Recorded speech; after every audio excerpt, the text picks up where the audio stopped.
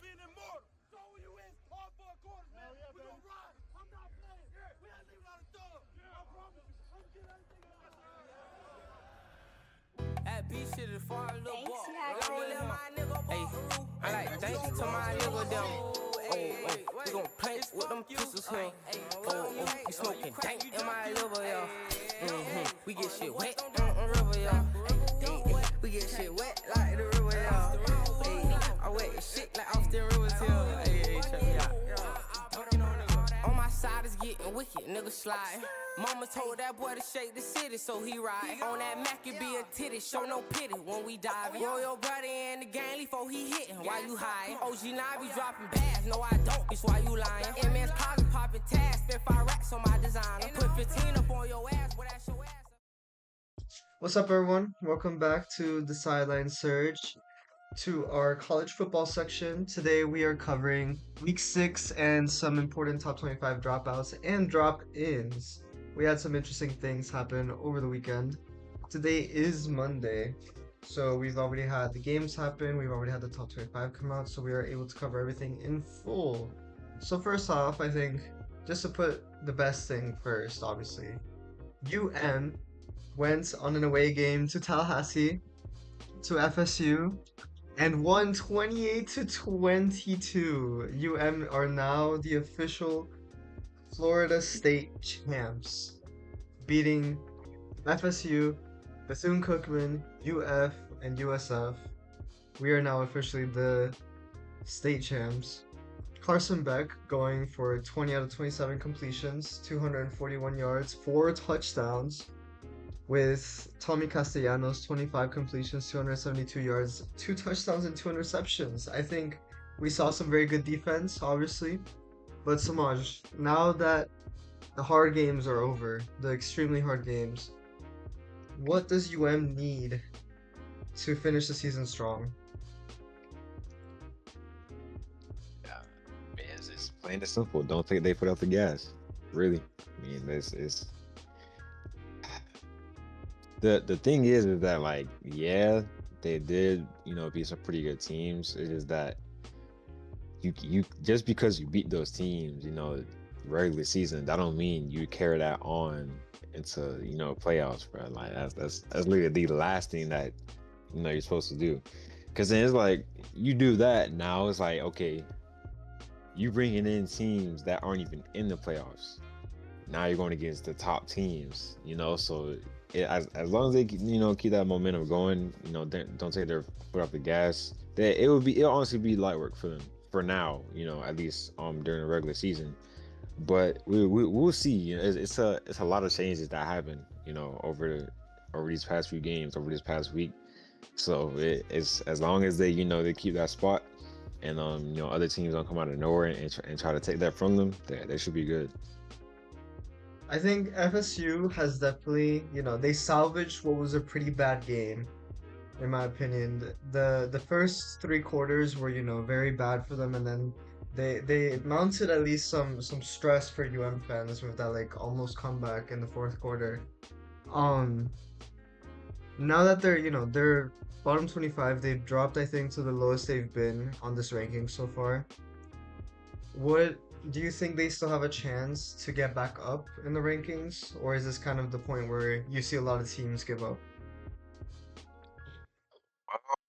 I mean, it's not like every team is going to have a good record. It's not like every team is only going to lose that one game or those 1 or 2. So I wouldn't say it's like it's a little late for them, because you never know. Like, there's always teams that are in that double digits. They may be 10 wins and above, and then they still somehow don't make playoffs. It's not like they don't have a chance at all to make the playoffs. It's just that if they really want to get back to that point, they have to lock in. There's a lot of stuff that they really have not done that they really should have in these past few games. That's what really, like, sold it for them, pretty much. Like with that UM game, I watched the whole game and I could see how it was like with them going against arguably like the best team right now. like you could tell it was rough for them. Like they were not, you know, mentally prepared for it. But you can't carry that same energy going against, you know, teams that are on your level. You know, you can't do that moving forward, because then now you're gonna have like, okay, we lost to UM. Now we're going against, like, let's say, you know, just any random team. Let's say Memphis, or even like SoCal, just any other team. You can't carry that same thing into the next game, because then now it's gonna be like, oh, okay, just because I may have lost to UM, that don't mean nothing. Like, no, that definitely still means something. That's literally your season on the line, you know, and that's also your ranking on the line. That's what really determines you get into playoffs. So every win or loss counts, no matter what team you go against. Even if it's a Power 5 school, Power 4, it does not matter. Like, those wins count. So if they carry that same thing going into next week, they're for sure going to lose probably like the next 3 games if they really keep that going, because they're a really good team. So they should not be, you know, struggling that bad against teams that's not even, you know, on their level for real. It's definitely a better look than last year. Yeah, absolutely. The next game we had, I think, a heartbreaker for a lot of people. Although I think you and I were not. I mean, I think we were definitely surprised. I don't think anyone wasn't surprised. But you know, it was gonna come eventually. Penn State lost to 0-4 UCLA, 37-42. They were losing, I think, by at least 14 in like the first quarter, I think, is the picture that you sent me during the day. Penn State, which was ranked number 7, ranked in the top 3 preseason, lost against a UCLA, which, no hate to UCLA, but they were 0-4. They had been winless in every single quarter of the season so far. They had fired their head coach, and 2 coordinators had left. They had the tight end coach play calling for the very first time in game, and they lost 37-42. What is even your thoughts after that disappointment of a game about Penn State? I like to compare that to, if I remember correctly, it was when Brian Flores was still coaching for the Dolphins. It was Dolphins versus Bills. I think it was one of the very last games of that season. Right, it was like right before we actually got into playoffs. We really needed to win that game to get into playoffs, and you could see how, as soon as he got fired after that season, the whole team was in like a complete rebuild. Like, everything was just changed from there. The mentality of the whole team, the leadership, like all that changed, right? And then, you know, you have Mike McDaniels come in and him be, you know, the head coach. Also adding on, you know, some another coordinator. You could see how it was like, okay, we got a dude that's actually, you know, at least trying to do something. And and even though Brian, we already know the politics behind the whole thing with Brian Flores, but even with, you know, that coach being there, you could see how he was really trying to be the leader, the head of the team, you know, the shepherd. That's what he was really trying to do. And we see the same exact thing with UCLA, the same exact thing. Because I always tell people, you could have literally pretty much an NFL roster in college. If the coaching is not right, you will not go anywhere. And vice versa. You could have an NFL coach. If the team is not right, you still won't go anywhere. That's literally what we just saw. How the whole team like their energy, everything was completely different. I've never seen Penn State be like in that much of, you know, shambles with a team that's 0-4. That's never happened before. Literally never happened before. So you can see how, like, as soon as everything, you know, all that happened and they're going through a whole different transition, bro, you could literally like visualize everything that happened. Because I didn't get to fully watch the game. I was busy at the time. But just from literally watching like glimpse of it, bro, it was bad. Penn State was literally like they did not know what to do every single time. and now all of a sudden everybody's like, oh, Nico is this, da da da. Nah, Nico has always been like that since high school. But with him actually being under a good, coach now, and even Yeah. though there's not even, official head coach there, even him being under just that good of leadership and a coach that knows what they're doing, that could literally change everything. That could change the whole outcome of the season, and you wouldn't even expect that. So I definitely I'm for sure proud of UCLA because everybody thought that like they were for sure going to lose that game. Everybody thought that. Yeah. Of course, at some point, Penn State was going to lose a game, but you wouldn't think that against. We didn't think it was going to be winless this. team. Like you would not think that against like a 0-4 team. That's literally almost never happened before. Shout out to Nico, by the way. You mentioned Nico Yamalieva, the quarterback for UCLA. He had 160 yards passing, 128 yards rushing, and 2 touchdowns passing and 3 touchdowns rushing. Really putting that damn team on his back. Every single touchdown involved him. Every single touchdown except maybe like a defensive touchdown, I think. 5 times 7. Yeah, except 1 touchdown. Oh my god, math. So yeah, shout out Nico. Hopefully this is, sign of better times for UCLA. And then for Penn State, we don't need to talk about Penn State anymore. It was, I think, a very disappointing game.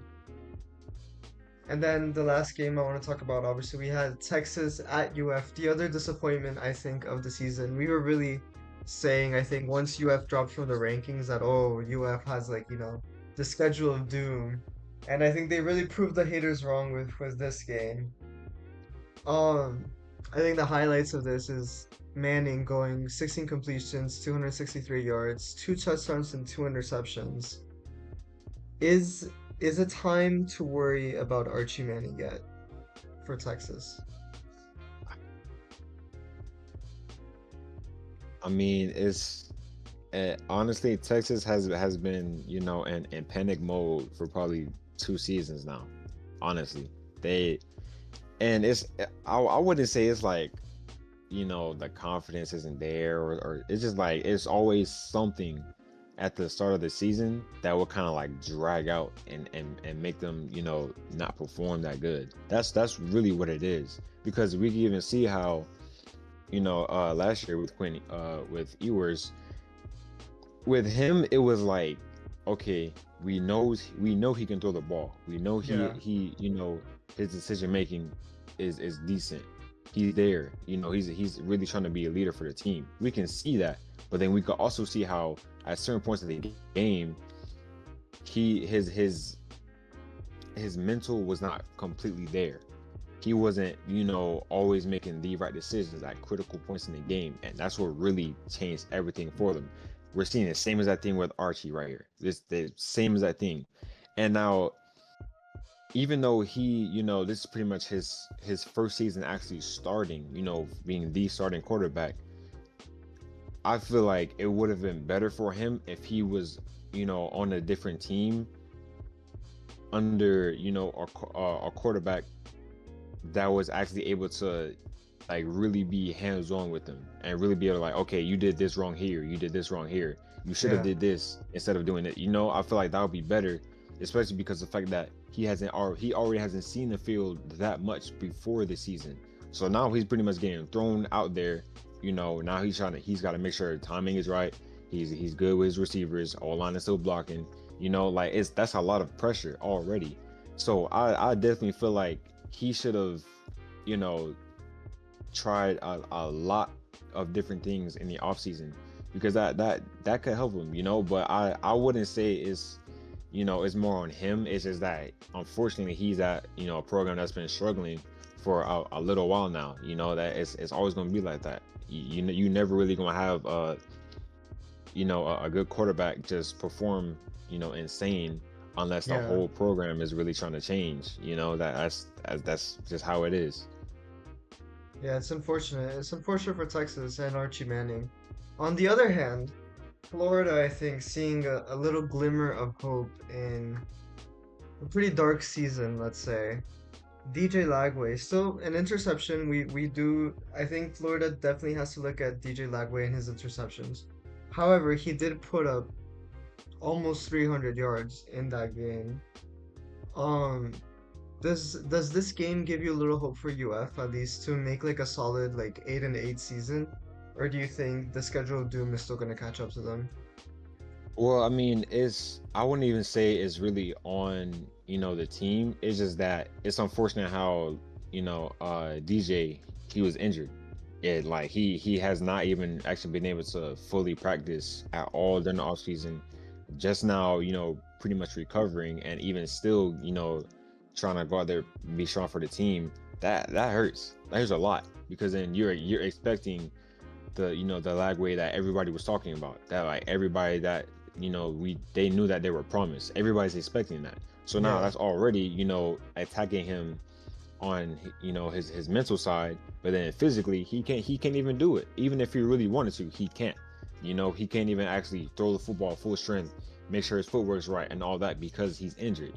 Like people don't understand that. So now for him to actually be able to go out and be semi healthy, for him to almost be at that point of him being fully healthy again, you could definitely see how if he was already at that point, they probably wouldn't even have lost any games, really.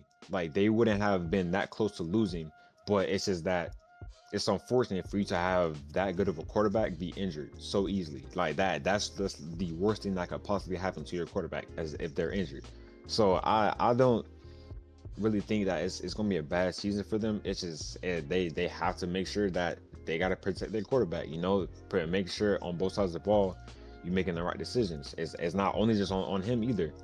They defense cannot be letting up so many touchdowns, and it's crazy because they're known for their defense. So now all of a sudden, you can't let all that stuff slide. You got to make sure, at least, riding with your quarterback, and even if Yeah. you're on defense, So I definitely think they can go 8-8 for sure. They can go that, but it would honestly take a miracle for them to, really be able to even get a glimpse of playoffs with all these great teams that's either, rising or falling. It's really going to be hard to tell moving They forward. they would have to put up a miracle season, I think. I honestly don't think it's possible at this point of the season. I mean, who knows, but I definitely don't think it's possible. And then just to end off this episode, we do have to look, as always, at the top 25. We have some dropouts, obviously. Penn State and Texas, rightfully so, have been completely removed from the AP top 25. Still receiving some votes, but unfortunately not enough. I think it is a little crazy that they got completely removed while Notre Dame, who went 0-2 to start the season, was still in the ranking and is still in the ranking right now, but we can look past it for now. I think they've corrected some of their mistakes. Some other notable drops in the rankings. Vanderbilt went down 4 after losing to Bama. Iowa State went down 8 spots to number 22 after losing to Cincinnati, my bad. And FSU, obviously, after losing to UM, dropped all the way to top 25 to the 25th position. Just barely hanging on to that spot right now. And then some notable drop-ins, actually, from the American Conference, USF and Memphis. USF climbing back into the top 25 after some time out of it, and Memphis coming back into it. I think last week or the week before, I mentioned Memphis, right? Along with North Texas. So Yeah. it's pretty cool that Memphis is now in. I've heard a lot of people talking about the Memphis, North Texas, Navy, like that trio in the American Conference. Who out of those three are you most excited to see play? Um, I don't know.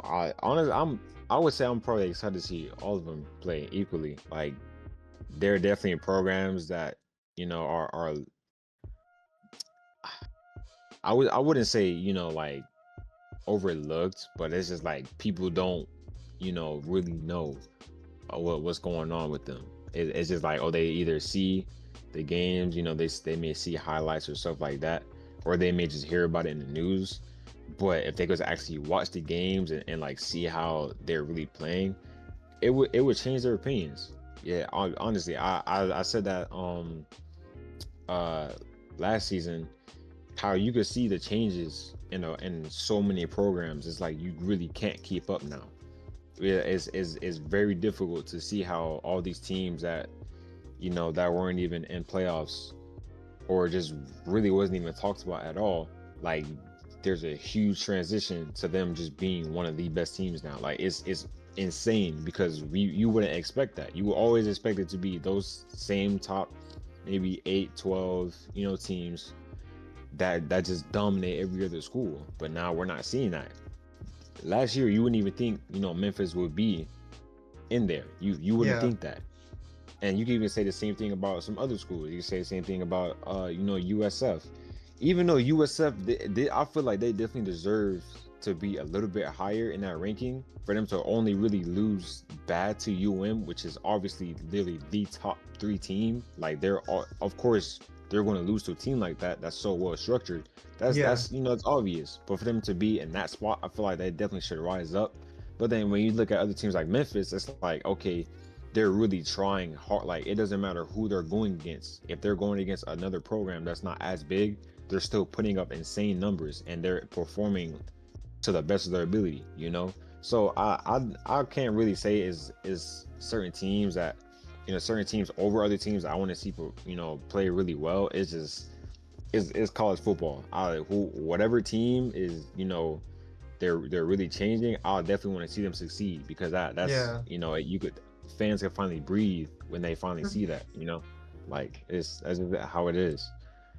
Those 4 like American conference teams are really interesting to me right now because Memphis, USF, North Texas, and Navy, with the exception of USF, are all undefeated, and those 4 teams play each other with the exception of Memphis and North Texas. So since at least 2 of them now are ranked, all 4 of them definitely have a chance to not only get in the rankings but also to climb like at least somewhat in the rankings, which is I think really cool to me. I think the other team for me that people need to watch is University of Virginia, who climbed up to number 19 after beating FSU in a surprise double overtime last week. And this week they beat Louisville. And, I think they probably will also climb just a little bit more, or maybe just stay in the spot that they are, but they're looking pretty good. Is there any team that you think people need to watch as well right now?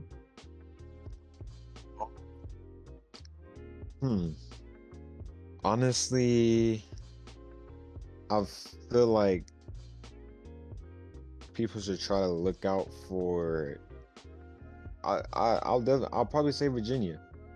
Mainly because like you don't normally see teams like that are like talked about a lot at the beginning of the season, and then it's like they lose to a team that people don't even expect them to win at all. That says a lot, and even with FSU, this is pretty much like their fresh start. They haven't, they had a very good season, then it went downhill, and then now they're just having a decent season. That's something that you wouldn't normally see, because for a team that's like they're pretty good and they have all the media coverage, they're always getting compared to other top teams, and then you have a team that's not getting compared at all, just come out of nowhere and beat them in double overtime. That's a team to look out for, because you literally would never see that. You would not see that. You probably see them going back and forth in those four quarters, but for them to take it all the way to double overtime, that speaks a lot of volume. That speaks so much volume on many different levels, so I definitely think Virginia is for sure that team that people need to watch out for, because for them to literally not even be pretty much in that ranking in top 25 at all, and then they beat FSU and now they're that high, I think Virginia is for sure a team people have to look out for. Another team I would say is Georgia Tech.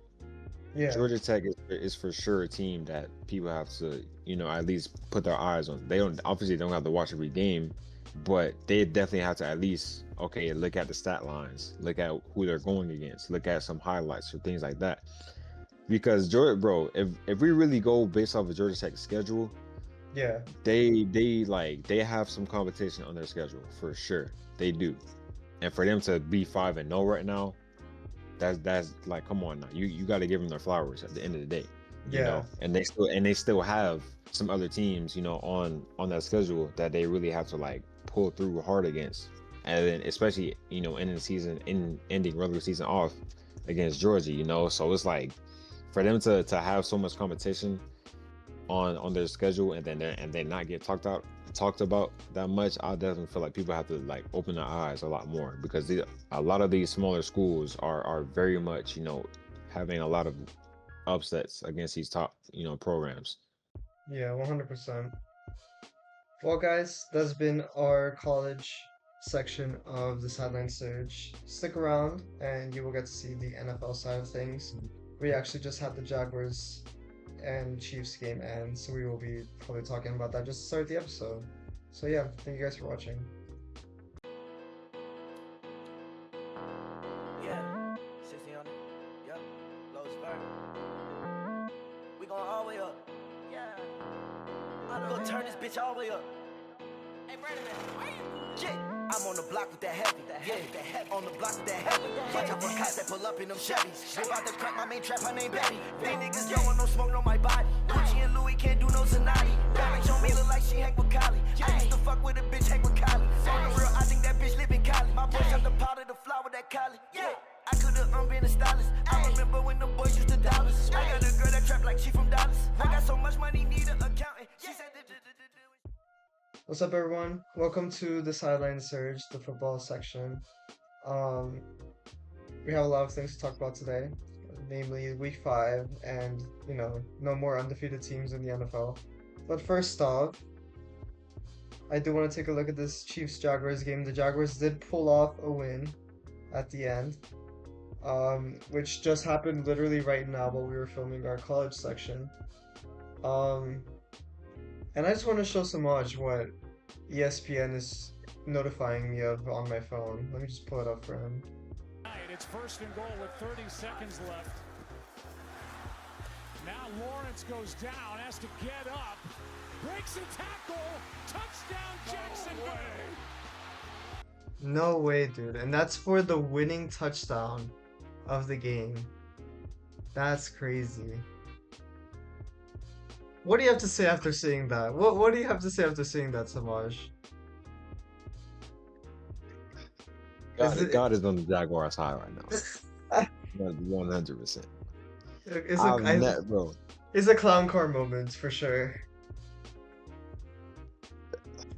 Bro, that like, you would, in 1,000 years, would I ever see a quarterback literally be on the ground, not get touched, and then he gets up and scores for the game, bro? What is like? Amazing O-line, honestly. You gotta give props to that O-line for giving him time. What are we doing here, bro? What's shot? There's no way that they really let that happen for game, bro. Like, come on, man. Straight suicide is next practice, bro. I refuse to let that happen, bro. That's insane.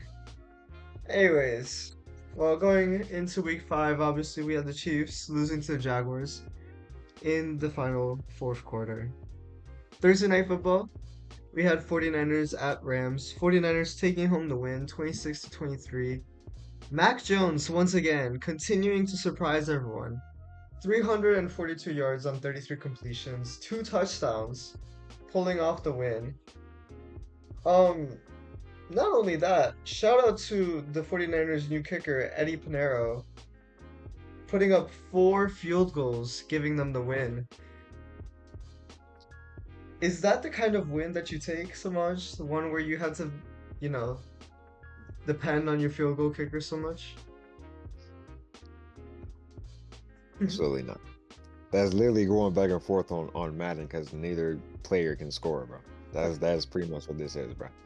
I'm not like I love giving kickers shine, you know, like I love giving them their flowers, but it's like, bro, if you have to rely on your kicker that much, imagine he misses one of those. Now you like that's the whole team. That's not on him. Cause if y'all would have scored like y'all was supposed to, then he wouldn't have been in that situation. Like I'm not, no, bro. I commend him for that. Like I definitely give him all his flowers, all his props. But for them, I'm not letting that slide, bro. But I will say though, for them to be, you know, that good against the Rams, that's definitely good for sure. Because Rams are a tricky team. They will lose. They will beat a very good team and then lose, you know, to a mediocre team. So for them to at least beat the Rams, I'll give them that. But it's Yeah. like, bro, I'm still wouldn't take that as a win. Like we barely beat them by a field goal, by 3. You know, I'm not. Yeah. I don't want that. Like I would very much rather it, you know, be a tie game going to overtime and then we actually score. I would very much rather that instead of it literally being only by 3 Yeah. in a game like that. You know, but it's weird. You know, 49ers they've been through a lot, so I'll for sure give them that because you know at least they got something at the end of the day, and then they're still being, you know, number 1 in their division. So I'll give them that for sure. But if it's With Mac another game Jones like too, this, because Brock Purdy yeah, is injured. exactly, he's injured. Amazing So it's system like, quarterback. for them to, you know, get that dub, they deserve it, but I would not want to see that at all later in the season. Yeah. Moving on, obviously, the Bucks and the Seahawks. Another NFC matchup, with a team from the NFC West again. The Bucks taking home the win at Seattle. I'm sad about it, but you know, it happens. 38-35. We had Baker Mayfield just fully locking in. 29 completions, 379 yards, 2 touchdowns. Like, Rashad White also having 41 yards and 2 touchdowns. It's just one of those, I think, like, very, like, you know, the Bucks are a good team. They took home the win.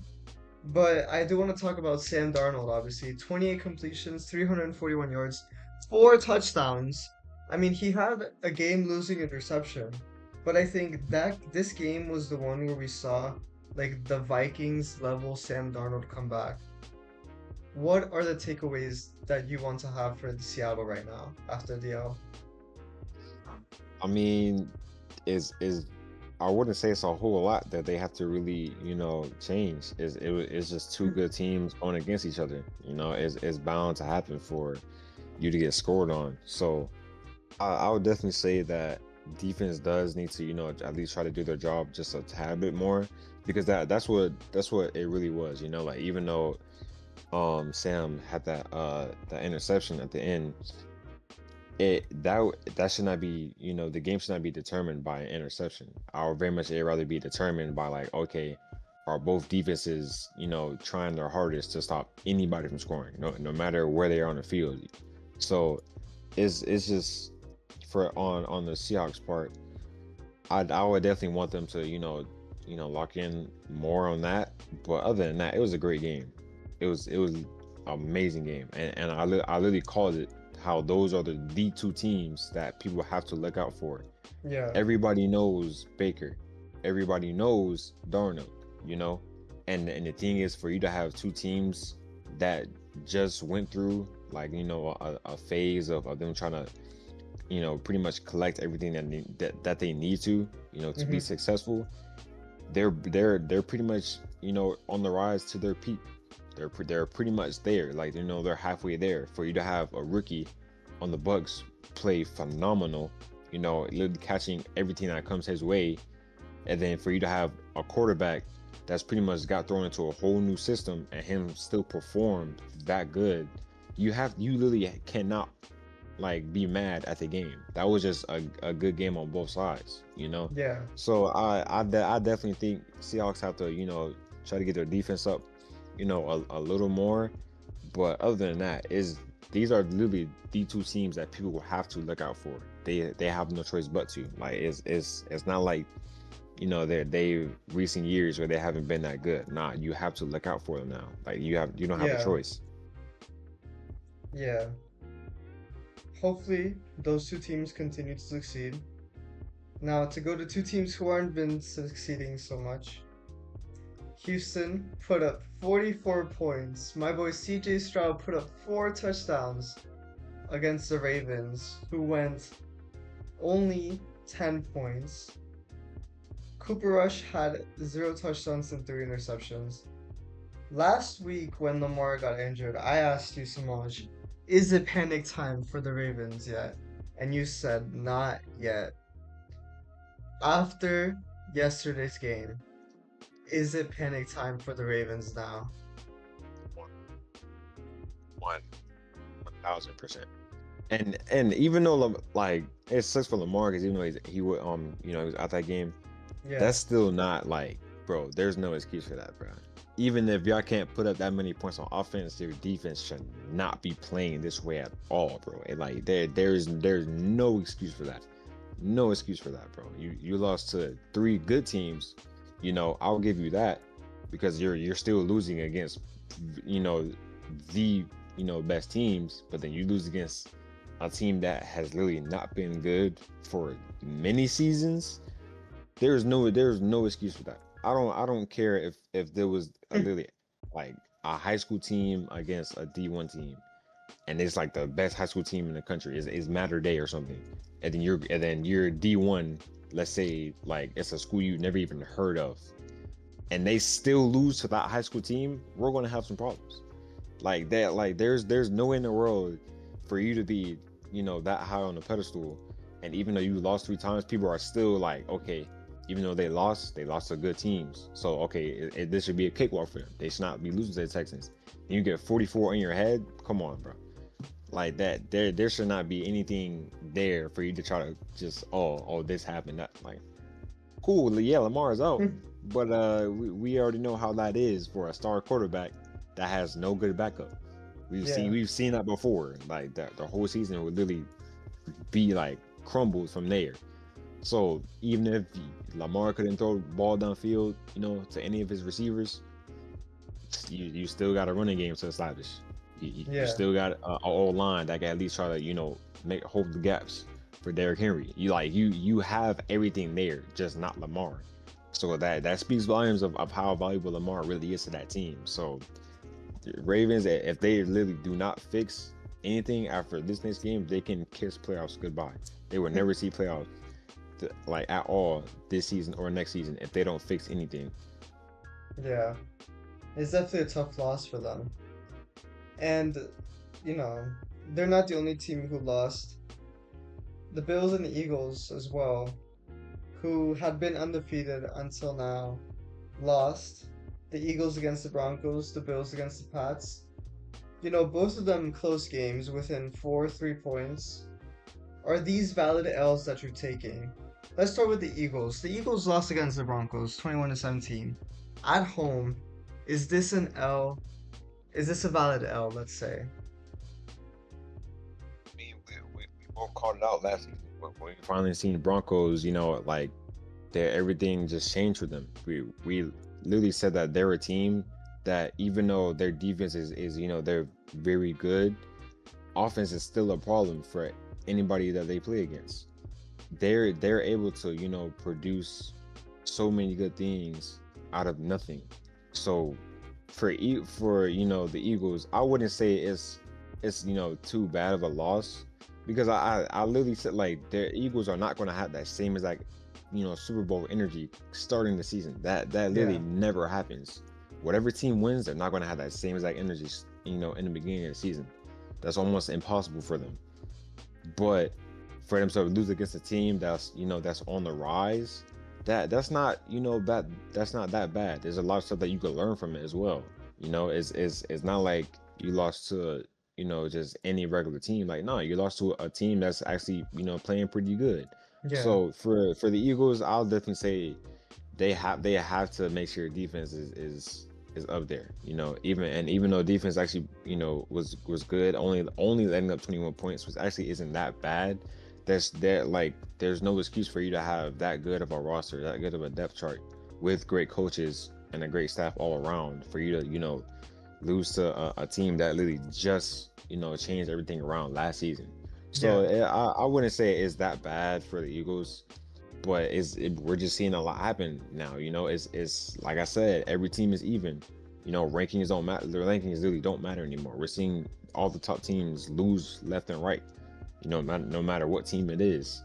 So they definitely can't feel bad, because then it's like, yeah, even though Eagles lost, Bills lost to, Chiefs just lost to the Jags. Ravens Yeah. just lost to the Texans. You know, like they can't feel that bad because all the top teams just lost. You know, but not even just for Eagles. Every top team that you have a reputation. Make sure your reputation is literally there for a reason. Yeah, I mean, you mentioned the Bills as well. This is the next thing I want to ask. The Bills also lost at home to the Patriots by 3. Is this a valid L that you're taking here? Honest, I feel like the team that's pretty much like just above the Pats will be the Colts. They're Yeah. very similar, and it's just like for the Colts to actually be that good, it's like the Pats are kind of going in that direction. They're finally establishing something very good there. So for them to beat the Bills, it's like, yeah, that's a very good thing for the Pats, but it's like you also can't take that as a win because you never know what was going on with the Bills. In my opinion, Josh Allen didn't have the best game. Honestly, he definitely could have done better there, But I mean, what can you do when you're going against a team that they're sneaky? Like you're at least trying your hardest. But I would not want if I was on the Patriots, I would not want to take that as a W because then Bills could have just had a horrible game. Like that could have been a pity win for them, So it's like I wouldn't even really want to take I would very much want to put up more points. That way it feels like I actually won the game instead of I'm pretty much on the sideline shivering if I'm going to win this game. I don't want that, But from just from a consumer, just from a fan of NFL, is for sure a good for the Pats, but I can't even say it's that good for every team to lose, So it's like now pretty much all the top teams that just lost, now they're all even. Now they're all equal because they lost to teams that aren't even, up to par with them. So for the Bills, it's like, okay, it's not that bad because now all the other teams, just lost with us. But then that still is bad on you because you lost to a team that literally has not seen the playoffs at all. So that come on now. There's no excuse for you there. That makes no sense. But then again, everybody was shocked when Bills were tied with the Dolphins in that game for a good amount of time. So I mean, yeah, they may have Josh Allen may have the MVP there. That does not mean anything. That it really does not mean anything unless you actually take accountability and make sure you're still doing what you're supposed to do. That trophy is just a trophy. If you're not making sure the whole team is operating as a unit, it's literally going to be games like this that'll ruin your season. Yeah. Well, guys, that's been our NFL section for the Sideline Surge. Thank you guys for watching as always. Please stay tuned for next week's Sideline Surge, and yeah, we'll be back next week. Peace, y'all.